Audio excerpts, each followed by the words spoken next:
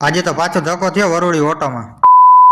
તો કેમ છો મિત્રો, સ્વાગત છે તમારા બધાનો આજના આપણા નવા બ્લોગમાં. અત્યારે આપણે બ્લોગ ચાલુ કરતો ને આજે આપણે ચેનલનો 67મો દિવસ ને આપણા સવારમાં જાગ્યા ને પછી આપણે કાયમીની જેમ આપણે આવી ગયો ફોન ને આપણે નીકળી ગયા દુકાન તરફ ને જો આપણે પહોંચી ગયા દુકાને ભાઈ હવે ધીમે ધીમે કામ બધું કમ્પ્લીટ થવા માંડ્યું. જો કાકરી બાકરી નાખી દીધી ને ત્યાં જોયું તો અહીંયા આપણે બીજો રૂમ કમ્પ્લીટ થઈ ગયો તો આરિયા બારિયા પ્લાસ્ટર ને બધું થઈ ગયું હતું. તર્યું ભર્યું દરવાજો નાખી દીધો. વાહ ભાઈ વાહ, તો બધું કમ્પ્લીટ થઈ ગયું. આપણે બેઠા કે 2-3 કલાક બેઠા પછી 2-3 કલાક બેન પછી આપણે નીકળી ગયા ઘર તરફ ને હાનના વાગ્યા 8 ને આપણે આવી ગયો ફોન ને આપણે કોટ બોટ પહેરો ને આપણે નીકળી ગયા આપણે બેઠક તરફ. પછી આપણે નવરા બેઠા બેઠા ટાઈટ લાગતું અમે કર્યું હાલવાન ચાલો ને પછી બેઠક પૂરી કરીને આપણે નીકળી ગયા પાછા આપણા ઘર તરફ.